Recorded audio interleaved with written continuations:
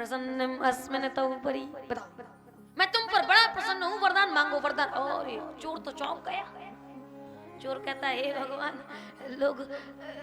लोग एक लोटा जल चढ़ाते हैं, बेलपत्री चढ़ाते हैं, धूप बत्ती चढ़ाते हैं, दूध चढ़ाते हैं, तुम उनके सामने प्रसन्न नहीं होते, उनके सामने दर्शन नहीं देते हो। मैं तो चोरी कर रहा था, मुझसे कह रहे हो वरदान मांगो। मैं तो चोरी, कान पकड़ के क्षमा मांगता हूँ महाराज, ठग बैठक लगा लेता हूँ, गलती माफ करो, अब नहीं आऊँ। अरे शंकर जी ने कहा नहीं, मैं प्रसन्न हूँ, वरदान मांगो, क्या चाहिए।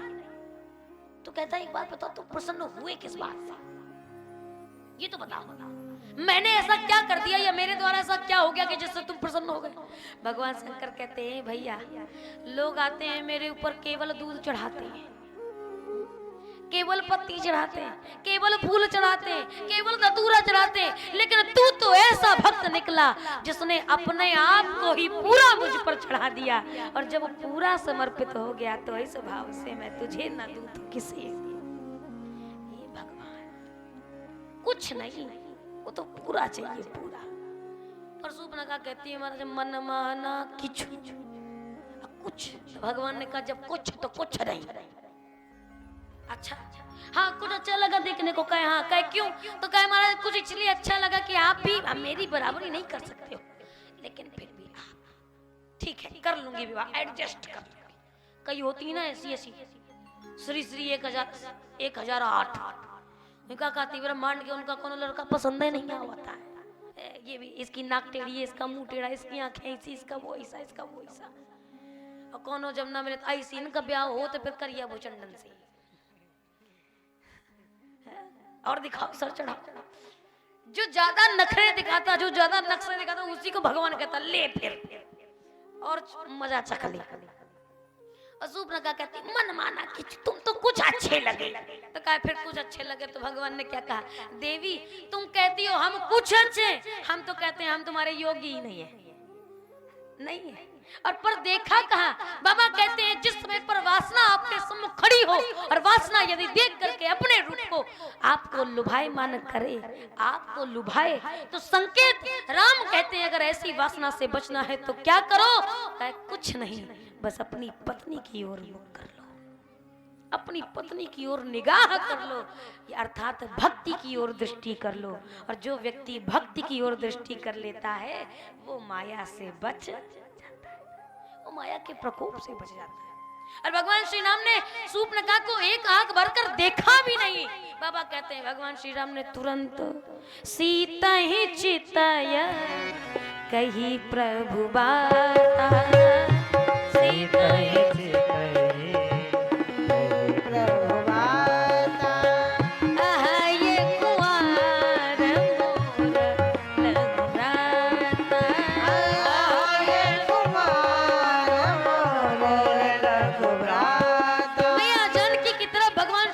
देखा। मतलब याद रखना, संसार में अगर कोई पराई स्त्री के सौंदर्य को देखकर आपका मन लुभाए तो एक बार अपनी पत्नी की ओर निगाह डालकर देखो और देखकर क्या सोचो, एक ये है जो संसार के सारे सुखों को छोड़कर मेरे साथ बैठी है, मेरा साथ दे रही है, अयोध्या के वैभव को छोड़कर मेरे साथ वल्कल वस्त्र धारण किए बैठी है। और अगर ऐसी संगनी हो तो इसके लिए इसके अलावा और किसी पराई स्त्री पर दृष्टि नहीं डाली। ये राम जी का। पर सीता जी को देख करके कहते क्या है, बाबा कहते हैं महाराज ने, भगवान ने मैया जानकी की तरफ देखा और जानकी से कहते देखा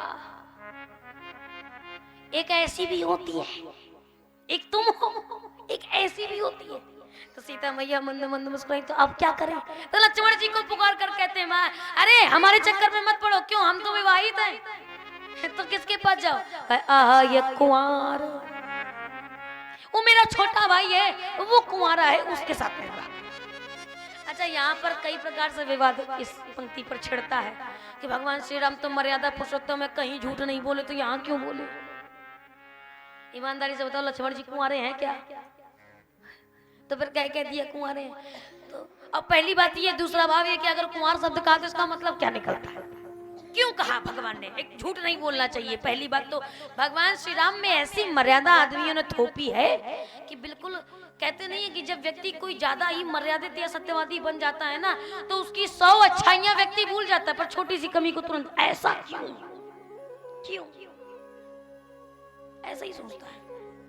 पर भगवान श्री राम के जीवन की मर्यादा इतनी अद्भुत है। अच्छा, इस बात के भी कई लोग कई प्रकार के मत निकालते हैं। एक तो कहते हैं ज्योतिष के आधार पर कुंवार शब्द का मतलब सर्प होता है, सर्प। और जिस प्रकार से शूर्पणखा का परिचय दिया था तो क्या कहा था? दुष्ट हृदय दारुण जस अहिनी, यानी वो सर्पणी। तो भगवान श्री राम कहते हैं जैसे तुम हो सर्पणी तैसे वो आए। तो सर्पणी हाथ पर सर्प के पास जा, इंसानों से बात न करो। सपुआ हो तो सपुआ के पास जाओ, वही तो वही निपटाएगा। खग जाने खग ही के भाषा। तो जैसे तुम सर्पणी हो वैसे तुम सर्प की बात समझोगी, हमारी बात नहीं, इसलिए भेजा। और दूसरा कुंवार इसलिए कहा, कुंवारा इसलिए कहा, कहते हैं अच्छा पहली बात तो ये कि यहाँ पर हास्य विनोद की बात चल रही है, और हास्य में यदि कोई बात ऐसी बोल भी जाए तो वो व्यंग में ली जाती, फिर असत्य में नहीं ली जाती कि वो गलत कहा। नहीं, वो हास्य की बात चल रही थी कि अब शूर्पणखा ने इतना भयंकर झूठ बोला, बताओ विवाहित होते हुए भी, विधवा होते हुए तब भी कहती कुमारी हूँ। तो भगवान श्री राम कहते हैं फिर जैसे तुम कुमारी हो तैसे वो भी कुमारा है। जैसे तुम्हारा विवाह हो चुका है फिर भी तुम अपने आप को कुमारी कह रही हो, तो जैसे तुम कुमारी हो तैसे उसका विवाह हो चुका है लेकिन फिर भी वो कुमारी, जैसे तुम तैसे वो।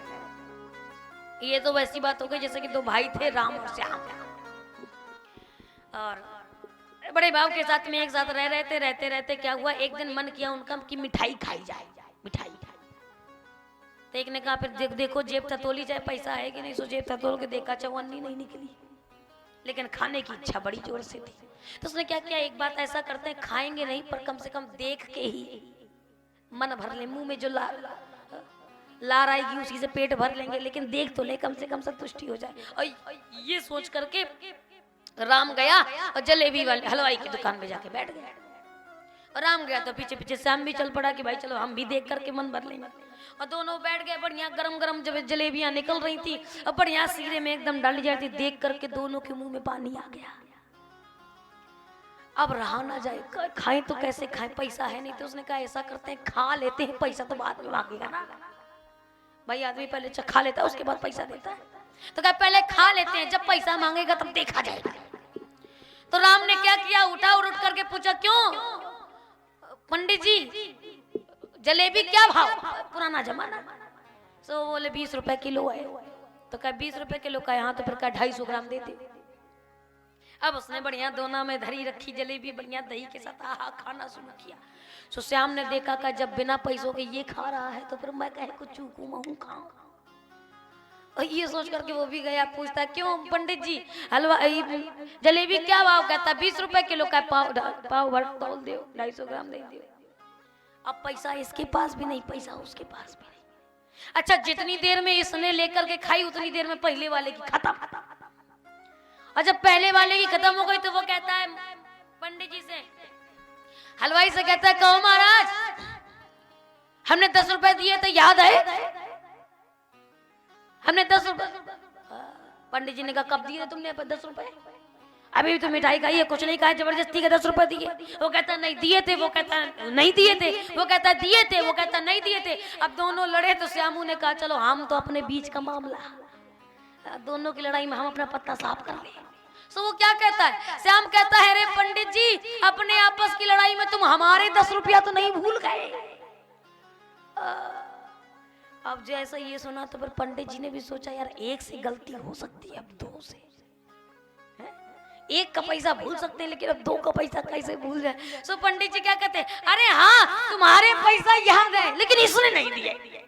श्याम ने कहा बस मेरा काम तो बन गया, ये अपना समझाए। अब दोनों आपस में लड़ रहे, वो कहता दिए थे, वो कहता नहीं दिए थे, वो कहता और उसको तो क्या कहा 5 रुपया की जलेबी भी मिल गई और 5 रुपया भी 10 रुपए दिए। ये दोनों आपस में लड़ते, एक ने कहा कि इसका निर्णय किससे किया जाए, इसी से पूछो, श्याम से पूछो। अब जैसे ही श्याम की बारी आया, क्यों रे पैसा दिए इसने, क्यों दिए थे पैसे कि नहीं दिए थे। तो वो क्या कहता है, कहता है मैं भगवान की कसम खा के कहता हूं जैसे मैंने 10 रुपए दिए ऐसे ही उसने भी, मतलब ना मैंने दिए ना। तब बताओ झूठ है क्या, झूठ तो नहीं है। बोला तो उसने सच ही, पर बोला घुमा के। बात वही है। वो कहता है जैसे मैं भगवान की सौगंध खा के कहता हूँ, जैसे मैंने 10 रुपए दिए ऐसे ही उसने दिए। तो बस भगवान यही तो कहते हैं, जैसे तुम कुमारी हो तैसे। बात झूठ नहीं है, बस घुमा के बोली। और भगवान ने जैसे कहा कुमार मोर लग। अच्छा, कितनी गजब की बात है। भगवान श्री राम कहते हैं, अगर किसी ने प्रश्न किया कि भगवान से कहते हैं महाराज सूर्पनखा जब तुम्हारे पास आई थी तो तुमने उसे अपनाया क्यों नहीं? भाई आप तो ये कहते हो कि कोटि विप्रबध लागे जा, कोटि विप्रबध लागे जा, आए शरण तजो नताहु, आए शरण तजो नताहु। करोड़ों ब्राह्मणों की हत्या का पाप भी यदि उस व्यक्ति पर लगा हुआ है, लेकिन वो भी अगर मेरी शरण में आ जाएगा तो मैं भी उसको त्यागता नहीं, उसको अपना लेता। ये भगवान का भाव है। और इसीलिए तो साधन जन कहा करते हैं कि यदि नाथ का नाम दया निधि है तो दया भी करेंगे कभी ना कभी। यदि नाथ का नाम दया निधि है तो दया भी करेंगे कभी ना कभी। यदि नाथ का नाम दया निधि है तो दया भी करेंगे कभी ना कभी। यदि नाथ का नाम दया निधि है तो दया भी करेंगे कभी ना कभी। उसका नाम ही है, और जब नाम ही दया निधि है तो फिर कोई राक्षस जाए चाहे कोई पापी जाए वो तो तारेगा ही। हम मानते हैं कि हम पतित हैं, लेकिन तुम भी तो पतितों को पावन करते दयालु, कि ये पाप हैं इस सुयस के सहारे। अगर नाथ देखोगे अवगुण हमारे तो हम कैसे भव से लगेंगे किनारे। विचार करो। इसका मतलब कि भगवान पाप नहीं देखता, अपराध नहीं देखता, उसको अगर शरणागति में आ जाए तो भगवान उसे स्वीकार कर लेता है। राम जी ने कहा बिल्कुल ठीक कहते हो, कर लेता हूँ, लेकिन बशर्ते शर्त है कि वो शरण होकर आए। शरण होकर आए तब तो करूंगा। और अपनी अकड़ आए कि तुम सम पुरुष नमो सम नारी, ब्याह करो मन माना कि तुम्हें निहारी। और जब कोई व्यक्ति किसी को ललकारता है, सामने से कोई बात कहता है, जिसका मतलब कि फिर तो वो बराबरी करने आया है। और जब बराबरी करने आया है तो फिर उसमें दया क्या, फिर तो इसको मारूंगा। इसलिए भगवान ने उसको अपनाया नहीं। बस सूर्पनखा आकर के भगवान से कहती है महाराज ठीक है कोई बात नहीं, अब आ तो गए। राम जी ने कहा चलो ठीक है आ गई हो, लेकिन एक काम करो, क्या लक्ष्मण के पास जाओ। लक्ष्मण लेकिन सूर्पनखा का भगवान के प्रति यदि पूर्ण समर्पण होता तो फिर सूर्पनखा उस समय पर कहती कि नहीं, मुझे किसी और पुरुष से मतलब नहीं है, मैं तो बस तुम्हारे लिए ही। लेकिन पूर्ण समर्पण नहीं है, वो तो ये सोचती है दो में से एक मतलब जौन मान जाए तो ना सही। अगर ये बड़ा वाला मान गया तो बड़ा वाला, नहीं छोटका ना मान गया तो फिर। और गजब की बात ये सूर्पनखा कहती है कि ये तो देखने में थोड़ा कम सुंदर है, क्यों करिया है, और वो तो गोरा है, वो देखने में ज्यादा सुंदर है, वो मान जाए तो सबसे बढ़िया बात है। और यहाँ तो बड़ा ही कह रहा है कि जाओ वही के पास जाओ, वही के पास जाओ। गई बाबा कहते हैं गई लक्ष्मण रिपु भगनी जानी, गई लक्ष्मण रिपु भगनी जानी, प्रभु बिलोकी बोले मृदुबानी, प्रभु बिलोकी बोले मृदुबानी। लक्ष्मण जी के पास गई, राम जी ने संकेतों में बता दिया कि ये दुश्मन की बिटिया, दुश्मन की बहन है। अच्छा एक बात बताओ, क्या अभी रावण से मिले थे क्या भगवान? अभी तो नहीं मिले। और जब अभी नहीं मिले तो रावण को अपना दुश्मन कैसे बता दिया? गई लक्ष्मण रिपु भगनी, यानी दुश्मन की बहन जाना। और ये शत्रु की बहन है, इसका मतलब कि रावण शत्रु बन गया। तो कहे जब रावण से मिले नहीं तो बिना बात के शत्रुता मोल ले ली तुमने। तो अभी अरे मिलते हरण करता, उसके बाद आप शत्रु मानते, तब तो बात समझ में आती थी, लेकिन बिना ही मिले शत्रु मान लिया। राम जी ने कहा ये तो तभी हमारा शत्रु बन गया था जब हमने प्रतिज्ञा की थी कि निशिचर हीन करहूं मैं, इस धरती को राक्षसों से हीन कर दूंगा। तब से जितने राक्षस थे सब हमारे दुश्मन पहले ही बन गए। सो इसी भाव से ये दुश्मन की बहन। लक्ष्मण जी को पता चला तो लक्ष्मण जी ने देखा, और जैसे ही देखा तो शूर्पणखा के मन में थोड़ी प्रसन्नता हुई। कहा क्यों, कहा बड़कौन तो देखा भी नहीं, ये कम से कम देख तो रहा। और जैसे ही देखा तो शूर्पणखा को लगता है मेरे रूप सौंदर्य से ये पिघल जाएगा। और लक्ष्मण जी ने भी वैसा बातें कही। लक्ष्मण जी हाथ जोड़कर कहते हैं देवी तुम बहुत सुंदर हो। कितनी सुंदर हो, कहे सुंदरी, सुंदरी शब्द का संबोधन। और सुंदरी जब कहा तो शूर्पणखा को लगा हाँ चलो इसको मनाना सरल है, रास्ता मिल गया, ये मान जाए। और हाथ जोड़ करके लक्ष्मण जी कहते हैं देवी मान तो जाता, विवाह तो कर लेता, लेकिन समस्या है जो तुम्हारा रूप सौंदर्य है ना, ये तो किसी महलों की रानी होने का परिचायक है। अरे तुम्हें तो रानी बनना चाहिए, तुम्हें तो महारानी बनना चाहिए, लेकिन अगर तुम मुझसे विवाह करोगी तो फिर तुम दासी बन जाओगी। शूर्पणखा ने कहा दासी कैसे बन जाऊंगी, तुम तो दिखने में राजकुमार लगते हो, तुम तो राजा के बेटे लगते हो, फिर मैं दासी कैसे बनूंगी। कहा इसलिए बन जाओगी क्योंकि सुंदरी सुन मैं उनकर दास, सुंदरी सुन मैं उनकर दास, पराधीन नहीं तोर सुपासा, पराधीन नहीं तोर सुपासा। हे सुंदरी मैं तो उनका दास हूँ, और यदि दास बनूंगा तो फिर तू दासी बन जाएगी और तेरी सुंदरता दासी बनने योग्य नहीं, इसलिए हमसे विवाह मत करो। प्रभु समर्थ कौशलपुर राजा, जो कछु करई उन्हीं सब छाजा। एक काम करो हमसे मत करो, हमसे करोगी तो दासी बन जाओगी, उन्हीं के पास जाओ।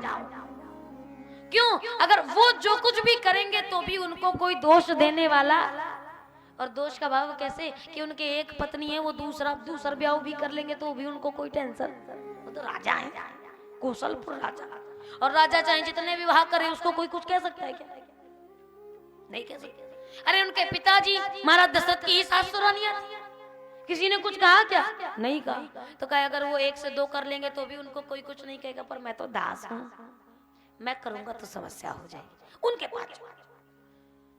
पर भगवान श्री राम जीवन में केवल पत्नी ही पतिव्रत धारण करने वाली नहीं हो सकती, राम आचरण देते हैं कि पति भी पत्नी व्रतधारी हो सकता।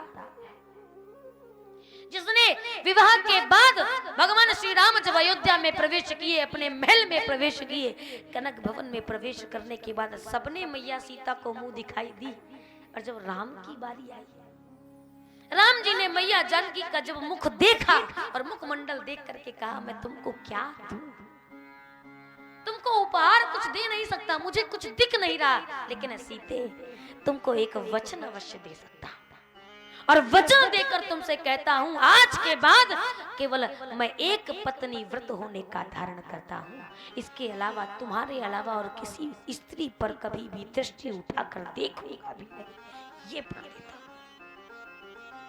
क्यों, क्योंकि भगवान श्री राम स्वयं कहते हैं, जब जानकी को पुष्प वाटिका में भगवान श्री राम ने देखा तो लक्ष्मण जी से क्या कहते हैं, लक्ष्मण जानते हो ये कौन है, कह कौन है, कह प्रभु तात जनक तनया ये सोई, यही है जनक जी की बेटी। लक्ष्मण जी ने कहा अच्छा, कह हाँ, कह फिर कह धनुष यज्ञ जी कारण, जिसके कारण ये धनुष की रचना बची है ना, धनुष यज्ञ की, ये वही है। लक्ष्मण जी ने कहा सही सही बताना। राम जी ने कहा क्या, कहा ये बताओ इसके पहले तुम कभी सीता से मिले हो, कभी जानकी जी से मिले हो। राम जी ने कहा नहीं। लक्ष्मण जी ने कहा भैया झूठ नहीं बोलो, देखो हमसे झूठ बोलोगे। राम जी ने कहा अरे तुमसे झूठ क्यों बोलेंगे, तुम तो सदैव हमारे साथ रहते हो, हम कैसे देख लेंगे। तो कहा जब तुमने देखा नहीं तो तुम्हें कैसे पता। भाई जिसको कभी किसी ने देखा ना हो कैसे जान जाए कि यही सीता है? तो राम जी से पूछा, ये बताओ जब तुमने देखा नहीं तो तुमको पता कैसे लगा? तो एक कारण तो ये दिया जाता है कि जिस भवन में भगवान श्री राम को रुकाया गया था तो वो सीता मैया का ही भवन था। सिय निवास सुंदर सदन शोभा किमी कही जात। सुंदर सदन ये मैया जानकी के ही भवन का नाम था। और भगवान को कहाँ रुकाया? कहे सुंदर सदन सुखद सब काला, तहां बास लय दीन भुआला। यानी राजा जनक ने भगवान श्री राम को मैया जानकी के भवन में रुकाया। अब जिसका पर्सनल बेडरूम हो, पर्सनल रूम हो, तो वहां पर कम से कम 1-2 फोटो तो अपनी होगी कि नहीं होगी? 1-2 फोटो तो रखोगे ही ना। तो हो सकता है कि भाई उनके महल में, उनके कमरे में सीता मैया की कोई तस्वीर टंगी हो जो राम जी ने देख ली हो, तब बताया। लेकिन एक भाव जो भगवान श्री राम स्वयं बताते हैं, और राम जी कहते हैं, लक्ष्मण जानते हो मुझे कैसे पता चला कि यही जानकी है? कैसे जाने? कहे जासु बिलो की अलौकिक शोभा, जासु बिलो की अलौकिक शोभा, सहज पुनीत मोर मन शोभा, सहज पुनीत जिसके अलौकिक सौंदर्य को देख करके मैं अर्थात ब्रह्म, मैं अर्थात राम ब्रह्म है, जिसके अलौकिक सौंदर्य को देख करके ब्रह्म के मन में भी क्षोभ उत्पन्न हो जाए तो वो कोई माया नहीं हो सकती, वो तो जगत माया ही हो सकती है। वो तो संसार को चलाने वाली भ्रकुटी विलास सृष्टि लय होई, बाम भाग दिशि सीता सोई। ये तो वही हो सकती है जो ब्रह्म के भी मन में क्षोभ उत्पन्न कर दे। लक्ष्मण जी ने कहा ऐसा क्यों कह सकते हो? राम जी ने कहा इसलिए क्योंकि रघुवंशन कर सहज स्वभाव, मन पंथ पग धरय न का। हमारा मन, हम स्वयं तो छोड़ो, हमारा मन भी कभी किसी गलत रास्ते पर पैर रखता नहीं। ये है राम। इसलिए राम ने कहा कि मैं तो बस पत्नी व्रतधारी हूं और केवल एक ही मेरी पत्नी रहेगी, इसके अलावा कोई और। पर लक्ष्मण जी ने कहा उनको विवाह करने में कोई दोष नहीं, तुम उन्हीं के पास जाओ। और गई, फिर से गई, और जैसे ही गई तो भगवान श्री राम ने फिर से लक्ष्मण जी की तरफ भेजा, लक्ष्मण जी ने फिर राम जी की तरफ। अब बस यहाँ से वहाँ चक्कर लगा रही, कभी इनके पास जाती, कभी उनके पास जाती, कभी उनके पास जाती, कभी फिर राम जी ने कहा अच्छा देखो राम जी कितने संकोची हैं, ये राक्षस से भी नहीं कह सकते कि हट भाग जाए यहाँ से, निकल जाए यहाँ से, दिमाग खराब मत कर। क्यों? क्योंकि बाबा कहते हैं इसलिए नहीं कह सकते कि बैरु राम बड़ाई करई बोलनी मिलनी। राम जी का बोलना भी ऐसा है कि जिसमें शत्रु के अहित की बात कभी नहीं निकलती। जिस बात से शत्रु को बुरा लग जाए भगवान श्री राम ऐसा कुछ बोलते तक नहीं है। और इसलिए तो हमारे शास्त्र होते हैं ना, कई लोग होते हैं जो बोल देते हैं कि भैया हम तो बिल्कुल सच बोलते हैं, किसी को बुरा लगे तो लग जाए, सत्य कड़वा होता है, हम तो बोलेंगे, बुरा लगे तो लगे। ए भैया शास्त्र कहते हैं सत्यम ब्रूयात, सत्य बोलो, लेकिन सत्य भी कैसा बोलो? प्रियम ब्रूयात। सत्य बोलो तो कैसा कि दूसरे वाले को सुन करके मीठा लगे, अच्छा लगे। और अगर सत्य ऐसा नहीं है कि सामने वाले को अच्छा ना लगे तो ना ब्रूयात, मत बोलो। क्या कहे? सत्यम अप्रियम, यानी सत्य हो पर सामने वाले को सुनने में अच्छा ना लगे तो ऐसा सत्य भी नहीं बोलना। ये शास्त्र कहते हैं। राम जी ऐसी बात भी नहीं बोलते। तो ये बात राम जी ने नहीं बोली, लक्ष्मण जी कहते हैं। और लक्ष्मण जी ने कहा एक बात बताएं, कहे क्या? कहे लक्ष्मण कहा तो ही सो बरई, लक्ष्मण कहा तो ही सो बरई, जो तन तोड़ी लाज परिहरई, जो तन तोड़ी लाज परिहरई। लक्ष्मण जी ने कहा है तेरे साथ में तो वही विवाह करेगा जिसने तृण के समान अपनी लज्जा को छोड़ दिया हो, अर्थात जो बिल्कुल निर्लज्ज हो वही तुझसे विवाह कर सकता है। आप जैसे ये सुना तैसे ही शूर्पणखा को भयंकर क्रोध आया और क्रोध में भर करके उसी समय पर तब खिसियानी राम पही गई, रूप भयंकर प्रगटत भई। अपना असली रूप दिखा करके भगवान श्री राम के पास आई। तो वाल्मीकि रामायण में वर्णन आता है कि राम जी ने संकेत किया, समझाया, कहा अनुज सन शयन बुझाई, और कैसा इशारा किया। राम जी ने ऐसा क्या बता दिया कि लक्ष्मण जी ने नाक के कान काट ली। इशारा कैसे किया होगा? तो वाल्मीकि रामायण में कहते हैं भगवान श्री राम ने 4 उंगलियां उठाई, और 4 उंगलियों का मतलब क्या? 4 वेद, और 4 वेद तो वेदों को श्रुति भी कहा जाता है ना, वेद को श्रुति भी कहते हैं। 4 उंगलियां उठाई, इसका मतलब 4 वेद, तो मतलब समझ गए कि वेद की बात हो रही है, और वेद को श्रुति भी कहते हैं, और श्रुति को कान भी कहते हैं। तो इससे इशारा हो गया कि कान काट ले, और फिर इन 4 उंगलियों को उठा करके आकाश मंडल में घुमा करके ऐसे किया। तब भगवान श्री राम, तब भगवान समझ गए, लक्ष्मण जी समझ गए, आकाश पर्यायवाची है नाक का। नाक को आकाश भी कहा जाता है, क्योंकि आकाश का मतलब है प्रतिष्ठा से, है ना, अनंत है, प्रतिष्ठा है, और प्रतिष्ठा का संबंध सीधे होता है कि नहीं? क्या कहते हैं महाराज, क्या बताएं, ऐसी बुरी कटी है। क्या कटी? तो हकीकत में कटी है क्या? इसका मतलब कि संसार में हमारी प्रतिष्ठा कट गई। तब भगवान श्री राम ने 4 उंगलियां उठाकर उठाए, और ऐसे उठाकर जैसे ही काटा, लक्ष्मण समझ गए। बाबा कहते हैं लक्ष्मण अति लाघव सो नाक कान बिन कीन, ताके कर रावण कहा मनहु चुनौती। ऐसा करके मानो ऐसा लगा कि राम जी ने रावण को चुनौती दे दी है कि अब ज्यादा दिन तक तुम्हारा सिंहासन चलने वाला, प्रतिष्ठा चलने वाली नहीं है। तो एक ने कहा महाराज चलो ठीक है, सूर्पनखा को अपनाते या ना अपनाते बात समझ में आती, लेकिन नाक कान काहे काटे? अरे बेचारी इतनी सुंदर बनी थी, तुमने काहे को, एक तो वैसे भी इतनी भयंकर, ऊपर से तुमने नाक कान और काट। भगवान कह रहे थे, भगवान ने कहा कि अगर कोई व्यक्ति मेरी हानि करता है, मेरे साथ कुछ गलत करता है, तो मैं उसे कुछ नहीं कहता। सूर्पनखा जब तक हमारे पास आई, लक्ष्मण के पास आई, तब तक कुछ नहीं कहा, तब तक कुछ नहीं किया। लेकिन राम और लक्ष्मण को छोड़ करके जब सूर्पनखा भक्ति की तरफ बढ़ी, सीता की तरफ बढ़ी, और जब सीता को मारने का प्रयास किया, तब भगवान श्री राम कहते हैं जो अपमान भगति कर कर, जो अपमान भगति कर कर, तो राम रोष पावक सो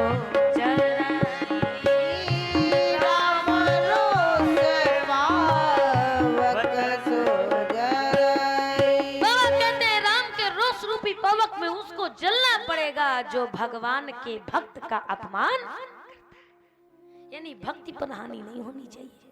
इतने अच्छे से भगवान रखते हैं अपनी भक्ति को और अपने भक्त को। भगवान श्री राम से किसी ने पूछा, ये बताओ तुम्हारा प्रिय कौन है? प्रिय 4 शब्द आते हैं, एक आता है प्रिय, एक आता है अति प्रिय, एक होता है अतिशय प्रिय, और एक है परम। 4 प्रिय। राम जी से किसी ने पूछा, ये बताओ तुम्हारा प्रिय कौन है? तो बाबा के भगवान श्री राम कहते हैं सब मम प्रिय सब मम उपजा, सब ते अधिक मनुज मोहि भाव। भगवान श्री राम कहते हैं संसार में जितने भी जीव जंतु मनुष्य इत्यादि हैं, ये सब मेरे प्रिय, क्योंकि मैंने सबको प्रकट किया। अच्छा प्रिय प्रिय, हाँ अति प्रिय कौन है? तो अयोध्या की तरफ इशारा करके कहते हैं अति प्रिय मोहि यहाँ के वासी, मम धाम दापुरी सुख रास। यानी अति प्रिय कौन है? मेरी अयोध्या के लोग, ये मुझे अति प्रिय है। तो अतिशय प्रिय कौन है? अतिशय प्रिय तो बस एक ही है। कौन? जनक सुता जग जननी जानकी, अतिशय प्रिय करुणा निधान की। जनक सुता जग जननी जानकी, जनक सुता जग जननी जानकी, अतिशय प्रिय करुणा निधान की, अतिशय प्रिय करुणा निधान। यानी अतिशय प्रिय कौन? केवल मैया जानकी। और जानकी कौन है? भक्ति है। और भक्ति जिसके पास होगी वो भी भगवान का अतिशय प्रिय हो। प्रमाण कहां पर प्रमाण मिलता है कि जिसके पास भक्ति होगी वो भगवान का अतिशय प्रिय हो जाएगा? अरे आगे चल के देखना हो। शबरी के पास 9 प्रकार की भक्तियां हैं, और जब शबरी के पास भक्ति है तो भगवान क्या कहते, तुम कौन? सोई अतिशय प्रिय भामिनी मोरे, सकल प्रकार भक्ति तृण तोरे। सोई अतिशय प्रिय भामिनी मोरे, सोई अतिशय प्रिय भामिनी मोरे, सकल प्रकार भक्ति तृण तोरे, सकल प्रकार भक्ति तृण तोरे। यानी जिसके पास भक्ति होगी वो भी भगवान को अतिशय प्रिय हो जाएगा, जिसके पास भक्ति होगी। लेकिन भगवान को भक्त कितना प्रिय है? बाबा कहते और ब्रह्मांड में किसी को भी नहीं कहा कौन प्रिय है कौन परम प्रिय, कोई नहीं कहा। परम प्रिय तो केवल और केवल एक है। कौन? बाबा कहते हैं कि परम प्रिय तो केवल और केवल एक है। कौन? भ्रातन सहित राम एक बारा, और संग परम प्रिय पवन कुमारा। परम प्रिय कौन? भगवान श्री हनुमान जी महाराज। और हनुमान जी परम प्रिय क्यों हैं? इसलिए क्योंकि सदा रहो रघुपति के दासा। और जो भगवान का भक्त बन जाता है वो भगवान के लिए परम प्रिय हो जाता है, परम प्रिय हो जाता है। इसलिए भैया प्यारे प्यारे बेरी के भक्तों, अगर कुछ बनना है तो बस एक ही बनो, एक ही बनो। कौन? क्या बनो? क्या बनो? भक्त बनो। क्यों बनो? इसलिए बनो क्योंकि भगत के बस में है भगवान, भगत के बस में